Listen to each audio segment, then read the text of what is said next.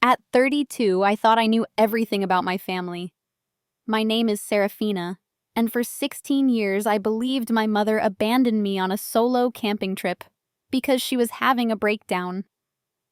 Last week, I found documents in my grandmother's estate that shattered everything I thought I knew. My mother didn't leave me in those mountains by accident. She was running from something far worse than I ever imagined, and the family I trusted had been lying to me my entire life about why she never came back. Hey everyone! Before we dive into this incredible story of family secrets and shocking betrayals, I want to know where you are watching from. Drop your location in the comments below.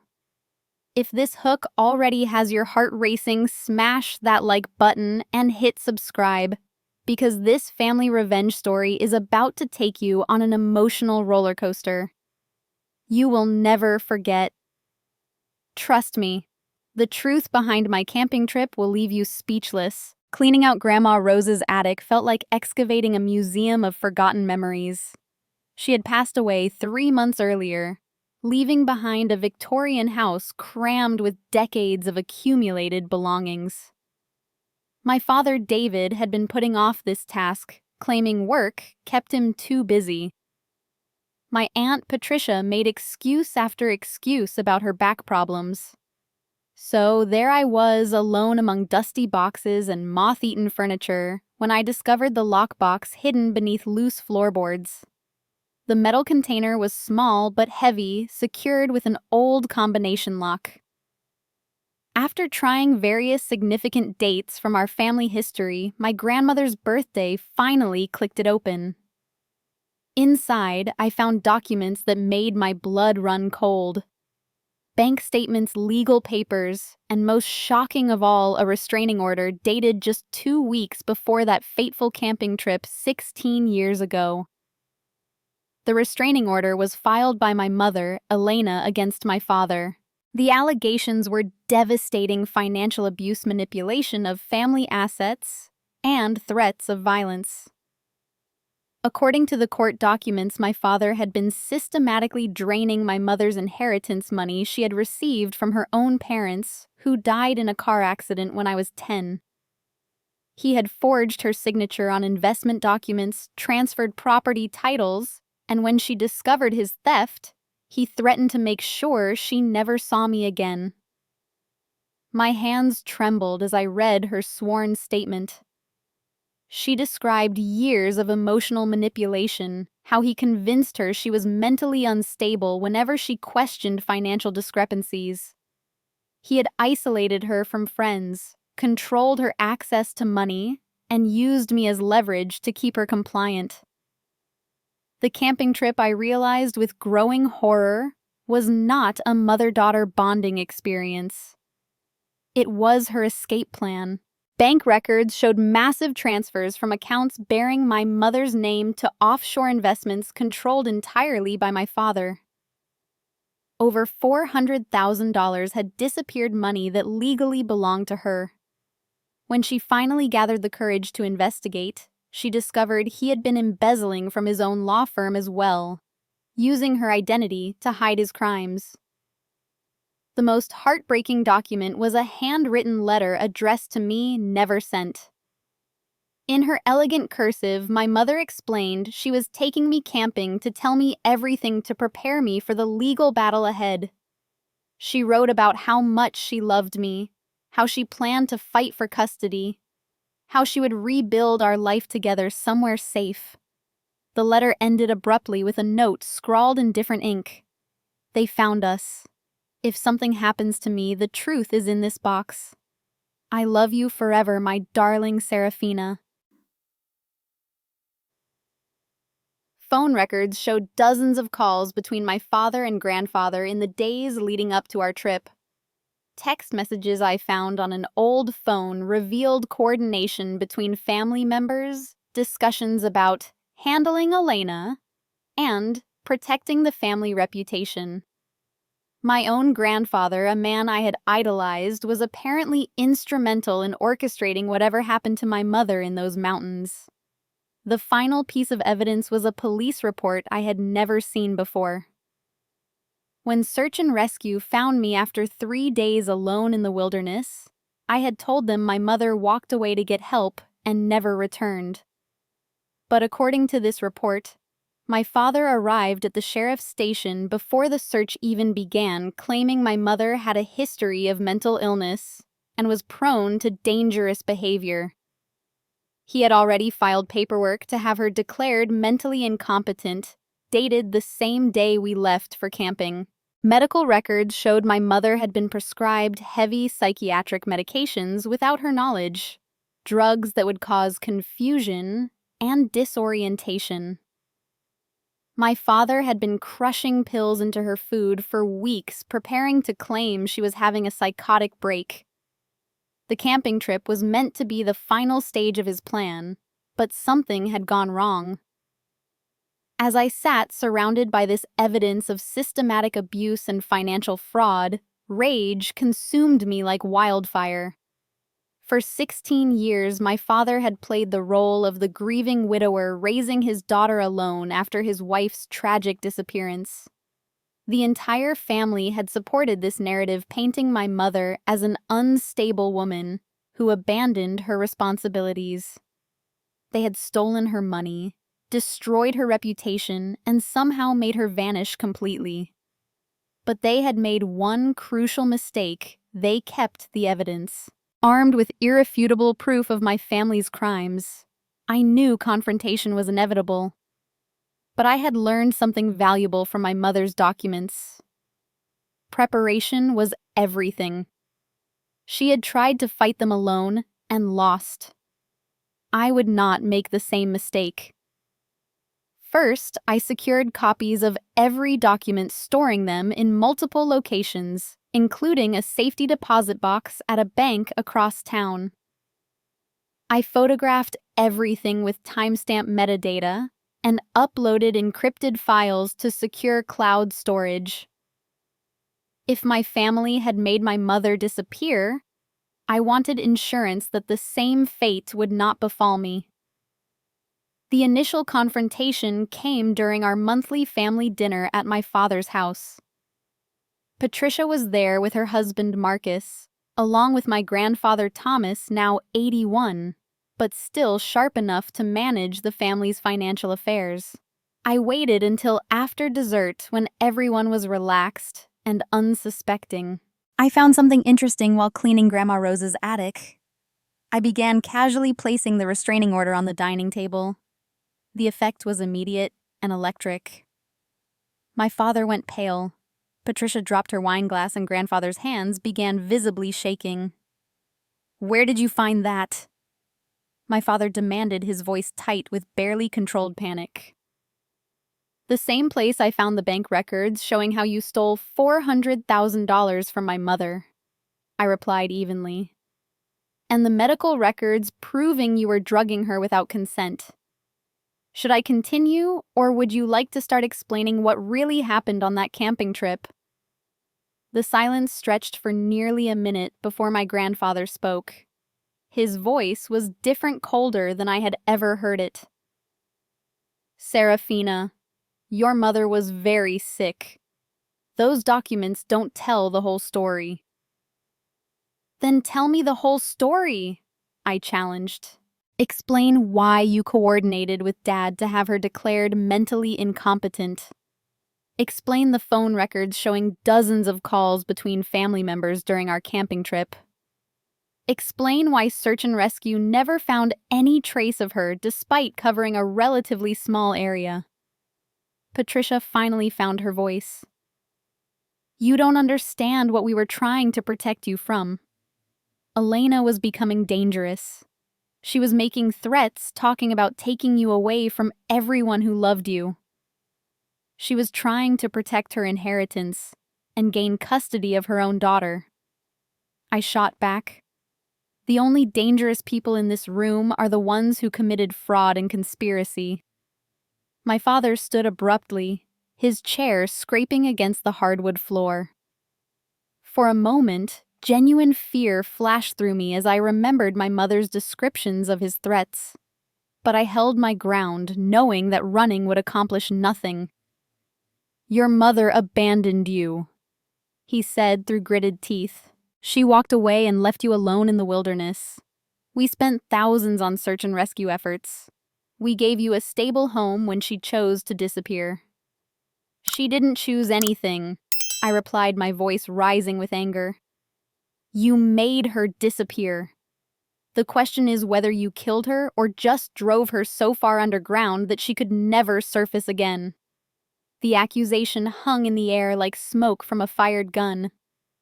I watched their faces, carefully looking for tells for cracks in their coordinated facade. Marcus shifted uncomfortably in his seat, clearly hearing details of the family business for the first time. My grandfather exchanged a meaningful look with my father, a silent communication that confirmed they shared guilty knowledge. "Be very careful what you accuse people of," my father warned. "Grief can make people say things they don't mean, things that could be considered slander." "Evidence isn't slander," I countered. "And I have plenty of evidence. The only question now is what happens next. Do we handle this as a family, or do I take everything I've found to the police and let them sort it out?" Patricia began crying, mascara running down her cheeks in black streams. "We never meant for things to go so far. We were trying to help." "Help who?" I demanded. "Help Dad steal money. Help destroy medical records. Help cover up whatever happened to my mother in those mountains." My grandfather finally spoke again, his voice heavy with resignation. "Elena contacted us the night before you came back. She was alive, confused, but alive. She said she was going to expose everything, that she didn't care about the money anymore. She just wanted you back." The revelation hit me like a physical blow. She was alive. She contacted you. "She called from a gas station about 50 miles south of the campsite," my father admitted. "She was disoriented from the medication, but determined to fight for custody. We convinced her to meet us to discuss terms." "What terms?" My voice was barely a whisper. "We offered her the money back," Patricia said through her tears. "All of it plus additional compensation. In exchange, she would sign papers giving Dad full custody and disappear permanently. We told her it was the only way to keep everyone safe." "And she agreed to that?" My grandfather shook his head. "She refused. Said she would rather fight in court, that she didn't trust us to honor any agreement. That's when we knew we had a problem." The partial confession left me reeling. My mother had been alive, had tried to return to me, but had been intercepted by my own family. The implications were staggering, but I sensed they were still holding back the most crucial details. "Where is she now?" I asked, though I dreaded the answer. The silence that followed told me everything I needed to know. The partial admissions from my family created more questions than answers, but they had also revealed a crucial weakness. Not everyone was equally guilty. Marcus, my aunt's husband, had been notably silent during the confrontation, his discomfort suggesting he was learning details for the first time. This gave me an idea. Over the next 2 weeks, I carefully orchestrated individual meetings with various family members, using the psychological pressure of isolation to gather more information. The strategy worked better than I had hoped. Marcus broke first. When I met him for coffee at a neutral location away from Patricia's influence, he seemed almost relieved to talk. He revealed that Patricia had been having nightmares for years, often waking up screaming about what we did to Elena. She had been seeing a therapist, secretly paying in cash to avoid insurance records. "I never knew the details until that dinner at your dad's house," Marcus confessed. "Patricia always said your mother had emotional problems and left voluntarily. But the way everyone reacted when you showed those papers, I knew something terrible had happened. He provided me with the name of Patricia's therapist and mentioned that she kept a journal hidden in their bedroom. More importantly, he revealed that my grandfather had been making large cash payments to someone named Detective Raymond Mills, a retired police officer who had been involved in the original search and rescue operation. This information led me to Detective Mills, who agreed to meet me at a diner outside of town. He was 73 years old, haunted-looking and clearly carrying the weight of old secrets. When I presented my evidence and mentioned Marcus's revelation about payments, he crumbled like a house of cards. "I've been waiting 16 years for someone to ask the right questions," he said, his hands shaking as he reached for his coffee cup. "What happened to your mother was wrong, and I've regretted my part in it every day since." Detective Mills revealed the truth about my mother's disappearance. She had indeed contacted my family from that gas station, but when she refused their offer and threatened to expose their crimes, they had called Mills for help. As the lead investigator on her missing person case, he had the authority to control the narrative. "Your grandfather offered me $50,000 to ensure the search stayed focused in the wrong areas," Mills confessed. "They moved your mother to a cabin about 200 miles north, kept her sedated and isolated while they figured out a permanent solution." "Is she still alive?" I asked, my heart pounding. "I don't know," he admitted. "My involvement ended after the first month. They said they were sending her somewhere she could get help somewhere far away. I took the money and closed the case. I told myself she was better off away from that family, but I knew I was lying." Mills agreed to provide a sworn statement detailing his involvement in the cover-up. He also revealed that there had been 2 other people involved, a private investigator named Sarah Chen, who specialized in making people disappear, and a doctor named Robert Hayes, who provided medical services without asking questions. Sarah Chen had moved to Oregon years ago, but Mills still had her contact information. Dr. Hayes had died 3 years earlier, but Mills believed he had kept detailed records of his off-the-books medical work. The doctor's widow might have preserved those files. Building this network of potential witnesses and evidence sources felt like assembling a puzzle where each piece revealed the scope of the conspiracy against my mother. But I knew I needed legal representation before proceeding further. The crimes involved were serious enough to warrant federal investigation, and I could not navigate that complexity alone. Through a recommendation from a victims' rights organization, I contacted attorney Jennifer Walsh, a specialist in financial crimes and family law. She reviewed my evidence with the methodical precision of a surgeon asking detailed questions about timing witnesses and documentation. "This is one of the most comprehensive financial fraud cases I've ever seen," she told me during our second meeting. "Combined with the kidnapping and conspiracy charges, we're looking at potential federal prosecution. But we need to move carefully. If your family realizes how much evidence you've gathered, they might destroy records or intimidate witnesses." Jennifer developed a strategic plan that would simultaneously protect me while building an airtight case. We would coordinate with federal authorities to ensure proper evidence, handling use private investigators to locate Sarah Chen and interview Dr. Hayes' widow, and petition for court orders to freeze my father's assets before he could hide additional money. The plan also included protection for our witnesses. Detective Mills was terrified of retaliation, and Marcus was risking his marriage by cooperating with our investigation. Jennifer arranged for both men to provide statements to federal agents, ensuring their cooperation would be officially documented and protected. As we prepared to execute this plan, I felt a mixture of anticipation and dread. For 16 years, I had mourned my mother's abandonment.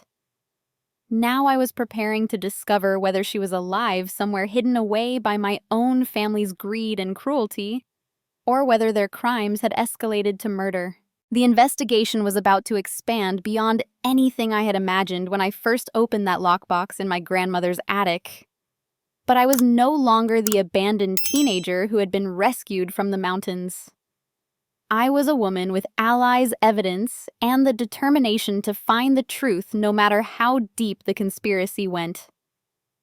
Jennifer's final words from our planning meeting echoed in my mind as I prepared for the next phase. Your family made one crucial mistake. They assumed you would never ask the right questions. Now we're going to use their overconfidence against them. The war for truth was just beginning. 3 weeks into our investigation, everything fell apart in the most devastating way possible. The betrayal came from the person I least expected, Detective Mills, the man whose confession had given us crucial evidence and who had seemed genuinely remorseful about his role in my mother's disappearance. Jennifer and I had arranged to meet Mills at the federal building downtown, where he would provide his official statement to FBI agents investigating the financial crimes and potential kidnapping charges. This testimony was the cornerstone of our case, the evidence that would transform my family's conspiracy from speculation into prosecutable crimes. Mills never showed up. Instead, I received a phone call from my father at exactly the time our meeting was scheduled to begin.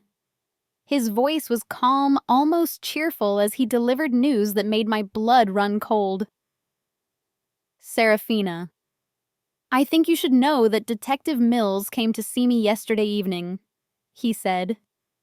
He was very concerned about some conversations he'd had with you recently. Apparently, you've been asking him to lie about events from 16 years ago. The implications hit me immediately. Mills had not just abandoned our case. He had actively betrayed us to my family. The sworn statement he had given to Jennifer detailing his role in covering up my mother's disappearance was now worthless. Worse, my father was clearly preparing to claim that I had been attempting to suborn perjury. That's interesting, I managed to say, trying to keep my voice steady. What exactly did Detective Mills tell you? He said you offered him money to fabricate evidence against your family, my father continued. He was quite specific about the details you wanted him to include in false testimony. He's prepared to swear to all of this in court if necessary. The conversation continued for another few minutes, but I barely heard the words. My father was systematically dismantling our case, turning our star witness against us, while simultaneously painting me as the criminal. Mills had not just withdrawn his cooperation. He had provided my family with ammunition to destroy my credibility. Jennifer was waiting in the federal building lobby when I arrived, her expression grim. She had already been informed that Mills was not coming, but she did not yet know about his complete betrayal. We have a serious problem, I told her, explaining the phone call from my father. Mills didn't just get cold feet. He's actively working against us now. The federal agents were understanding, but clear about the implications. Without Mills's testimony, we lost our direct evidence of police corruption and cover-up. The financial crimes were still provable through documentation, but the more serious charges related to my mother's disappearance would be much harder to establish. Someone got to him, Agent Sarah Rodriguez explained. Either through money threats or both. This kind of witness flip usually indicates the suspects are feeling serious pressure and are willing to take significant risks to protect themselves. What made the betrayal even more devastating was learning how thoroughly Mills had undermined our other witnesses. Marcus called me that evening, his voice shaking with fear and anger. "Patricia knows everything," he said. "Someone told her about our conversations about the information I gave you. She's threatening divorce, saying I betrayed the family. She's also claiming that you manipulated me, that you're having some kind of breakdown just like your mother did. Marcus revealed that Mills had not only gone to my father but had also contacted Patricia, providing her with detailed accounts of everything Marcus had told me. The retired detective had apparently been working as a double agent, gathering intelligence about our investigation while pretending to cooperate. "I can't help you anymore," Marcus said, his voice breaking. "Patricia says if I testify against the family, she'll make sure I lose everything in the divorce. She's already moved money out of our joint accounts." The systematic destruction of our witness base continued over the following days. Sarah Chen, the private investigator who had supposedly helped hide my mother, suddenly became unreachable. Her Oregon phone number was disconnected, and her last known address was vacant. Dr. Hayes's widow, who had initially agreed to search for her deceased husband's medical records, called to say she had decided not to get involved after all. Someone visited Mrs. Hayes. Jennifer discovered through her own investigation. A man claiming to be from the state medical board, warning her about potential legal consequences for preserving unethical medical records. She was thoroughly intimidated. The speed and coordination of my family's counterattack was breathtaking. They had identified every witness, every source of evidence, and systematically neutralized each threat.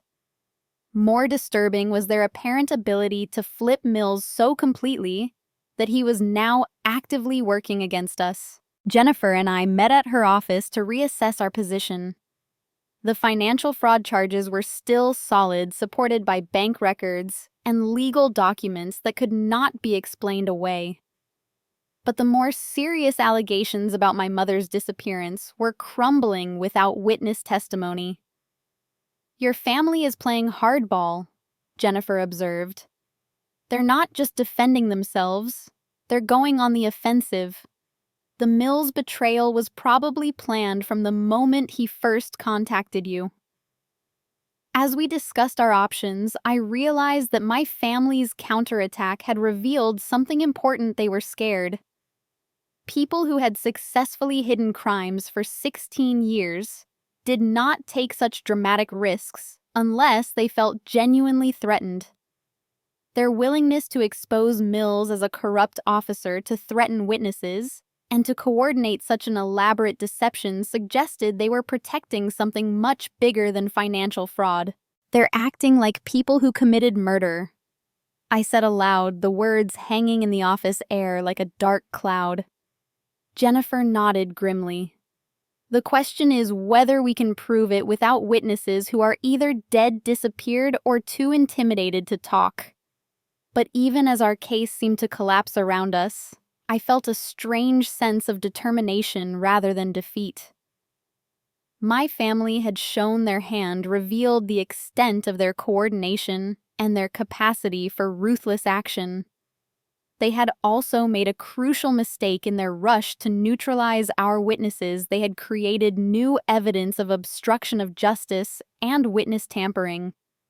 The war was far from over. It was just moving to a different battlefield. When everything seemed lost, salvation came from the most unexpected source. My grandmother's elderly neighbor, Mrs. Dorothy Blackwood, an 87-year-old retired librarian with a photographic memory and a lifelong habit of documenting everything she observed. Mrs. Blackwood contacted me 2 days after the Mills betrayal, having heard through neighborhood gossip about my investigation into family secrets. What she revealed would completely change the trajectory of our case. "I've been waiting 16 years for someone to ask me what I saw that weekend your mother disappeared," she said when I visited her small, book-filled cottage. "Your grandmother swore me to secrecy, but now that Rose is gone, I think it's time for the truth." Mrs. Blackwood had been my grandmother's closest friend and confidant. More importantly, she had been present during several crucial conversations in the days surrounding my mother's disappearance conversations that my grandmother had documented in detailed journal entries. Your grandmother was horrified by what the family was planning, Mrs. Blackwood explained, producing a leather-bound journal from a hidden compartment in her antique desk.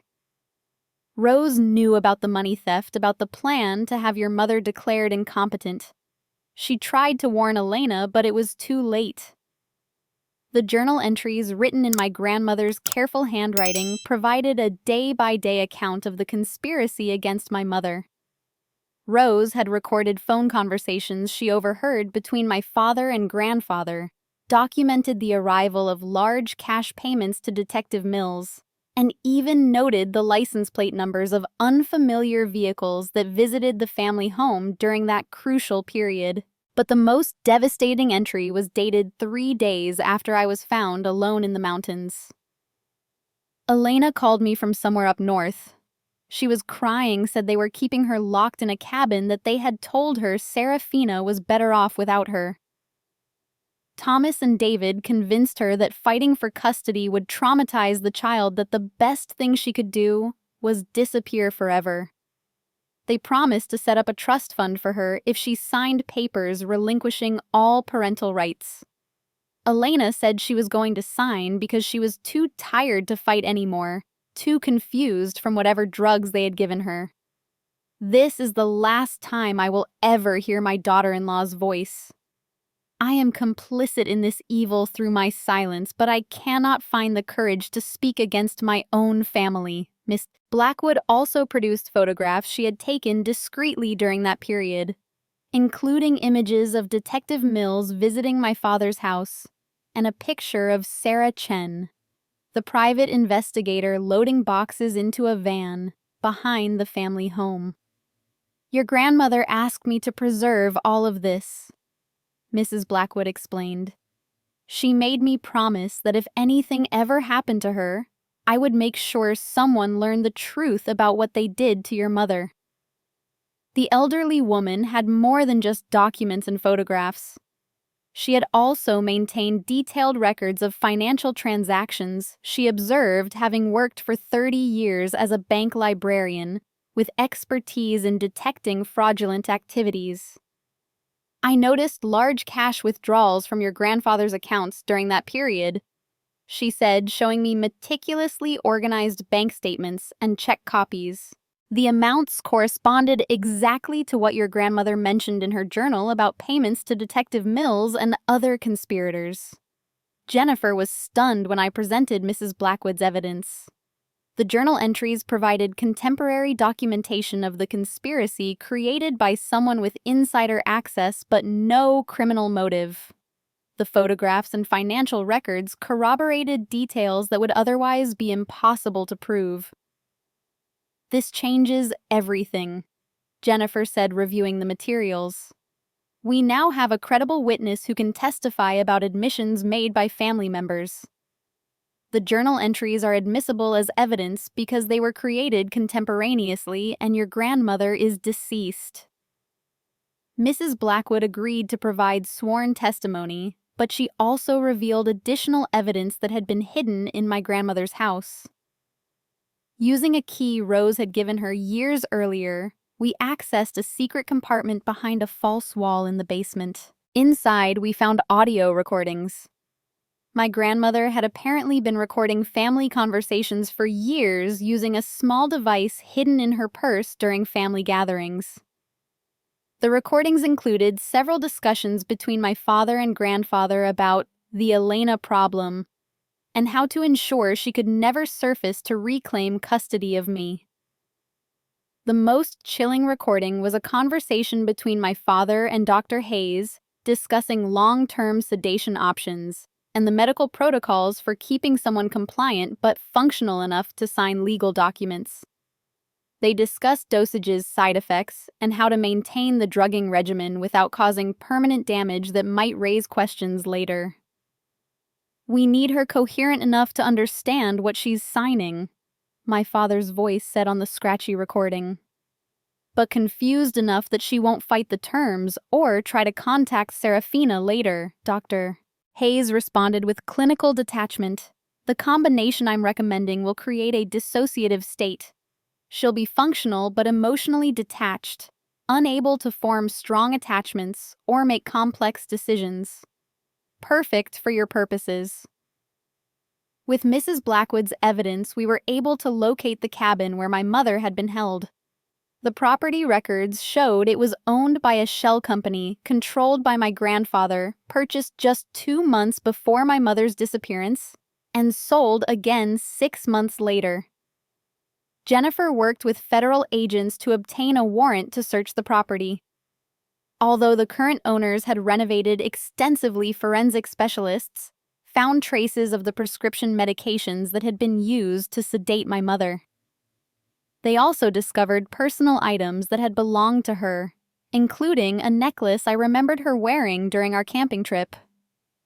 The forensic evidence combined with Mrs. Blackwood's testimony and my grandmother's documentation created an unbreakable chain of evidence proving my family's conspiracy. We now had proof of kidnapping, false imprisonment, drugging without consent, and financial fraud spanning multiple years. But the most important discovery came when Mrs. Blackwood revealed that my grandmother had maintained contact with my mother for several years after the supposed disappearance. "Elena didn't die," Mrs. Blackwood said quietly, "but she might as well have. The last time Rose spoke with her about 12 years ago, Elena was living in a care facility in Montana, still heavily medicated with no memory of her previous life or her daughter. The drugs had caused permanent cognitive damage.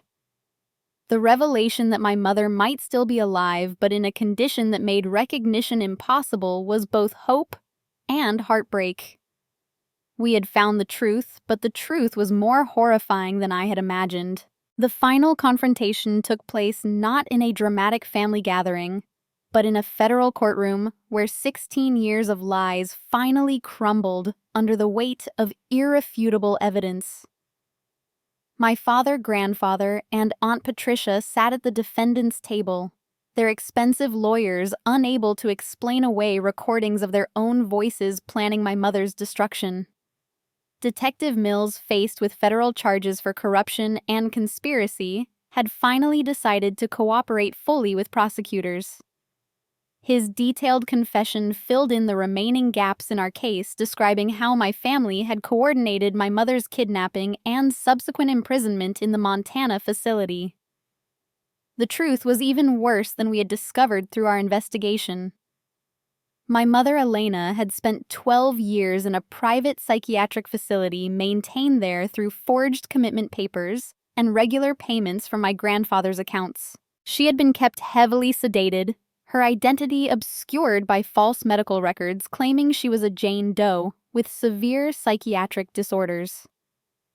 The facility's director, Dr. Margaret Sullivan, testified that Elena had occasionally shown moments of clarity where she would ask about her daughter. But these episodes were always followed by increased medication that left her confused and docile again. The staff had been told she was dangerous, and that contact with the outside world would trigger violent episodes. "We thought we were helping a seriously ill woman," Dr. Sullivan said during her testimony. "The family provided consistent payments and medical directives. We had no reason to question the legitimacy of her commitment." Federal agents had located my mother just 2 weeks before the trial began. After 16 years of chemical restraints, she was finally receiving proper medical care and slowly regaining her mental faculties. The reunion was both joyful and heartbreaking. She recognized me physically, but had lost most of her memories from before the kidnapping. "I remember you were small," she said during our first meeting, her voice still affected by years of medication. "I remember loving you very much. I remember being afraid someone was trying to take you away from me." The doctors were cautiously optimistic about her recovery. The brain damage caused by prolonged drugging was partially reversible, and with proper treatment and therapy, she might regain significant portions of her memory and cognitive function. My father received 15 years in federal prison for kidnapping, financial fraud, and conspiracy. My grandfather, despite his age, was sentenced to 12 years for orchestrating the conspiracy and maintaining my mother's false imprisonment. Aunt Patricia received 8 years for her role in the cover-up and witness intimidation. Detective Mills received a reduced sentence of 5 years in exchange for his cooperation, but his pension was revoked, and he was permanently barred from any law enforcement role. Dr. Hayes, had he lived, would have faced serious medical malpractice charges and criminal prosecution for his role in the drugging conspiracy. The financial restitution was substantial. My mother recovered not only her original inheritance, but also punitive damages that totaled over $2 million. The family's assets, including my grandfather's law firm, and several properties were liquidated to pay the settlement. But perhaps the most satisfying aspect of the justice served was watching my family's carefully constructed social facade crumble completely. Their friends, colleagues, and community members learned the full extent of their crimes through extensive media coverage. The law firm that had been in our family for 3 generations was dissolved in disgrace. Mrs. Blackwood became like a second grandmother to me, and I moved her into a comfortable assisted living facility where she could receive proper care while maintaining her independence. She often says that helping expose the truth was the most important thing she accomplished in her long life. My mother and I are slowly building a new relationship. She lives in a therapeutic community designed for trauma survivors, where she receives ongoing treatment while gradually reintegrating into normal life. Our visits are precious, filled with stories about my childhood that she missed, and her gradual recollections of our life before the kidnapping. Marcus divorced Patricia shortly after her conviction and has become an unexpected ally in my mother's recovery process. He testified that his ex-wife had suffered from severe guilt and nightmares for years, and he believed that finally facing consequences for her crimes had actually been a relief for her. The most profound change has been in my understanding of family itself. I learned that blood relationships mean nothing when they are built on lies and exploitation. The chosen family I have built with Mrs. Blackwood, with attorney Jennifer Walsh, who has become a close friend, and with the medical professionals helping my mother recover, is more genuine and supportive than anything I experienced growing up. Today, 3 years after finding that lockbox in my grandmother's attic, my mother and I are planning to take a camping trip together. This time, it will be about healing and making new memories, not about escape and fear. She still struggles with some cognitive issues, but her personality and humor are gradually returning. The camping trip will be our way of reclaiming something that was stolen from us, transforming a symbol of trauma into an opportunity for connection. We will go to a beautiful national park far from the mountains where our lives were torn apart, and we will celebrate surviving something that was meant to destroy us both. Have you ever discovered that your entire family history was built on lies? Have you had to choose between loyalty and justice when it came to people you trusted? I want to hear your stories in the comments below, because family betrayal is something that touches more lives than we often realize. If this story moved you, please hit that like button and subscribe for more real-life stories about finding truth in the darkest places. Share this video with someone who needs to know that justice can prevail even after years of deception, and that chosen family can be stronger than blood relationships built on lies. Thank you for taking this journey with me, and remember that sometimes the most important battles are the ones we fight for people who can no longer fight for themselves. The truth has a way of surviving even when powerful people try to bury it, and love can rebuild what greed and fear tried to destroy.